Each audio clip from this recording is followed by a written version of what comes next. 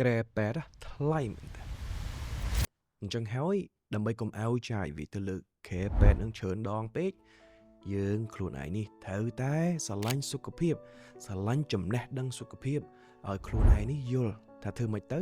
ការពារខ្លួនឯងពីជំងឺផ្សេងៗដូចជាលើសសម្ពាធឈាមទឹកនោមផ្អែមបាទឡើងជាតិខ្លាញ់ឡើងជាតិអាស៊ីតដែលជាជំងឺដែលយើងអាចការពារបានណាតែយើងអត់ការពារហើយលើពីហ្នឹងពាក់ព័ន្ធជាមួយនឹងការសង្គ្រោះបឋមមួយចំនួនដែលយើងអាចអនុវត្តបានដោយខ្លួនឯងដែលមិនចាំបាច់ទៅពឹងពាក់ប៉ែតក៏យើងអាចអនុវត្តបានដែរអញ្ចឹងចំណាយ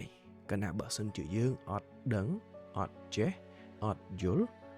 បាទឧស្សាហ៍ទៅជួបប៉ែតញឹកតិចហើយអញ្ចឹងទៅចំណាយរបស់យើងហត់ទៅច្រើនទៅបាទអញ្ចឹងប្រហែលជាមិនល្អទេសម្រាប់សេដ្ឋកិច្ចខ្លួនឯងអញ្ចឹងហើយ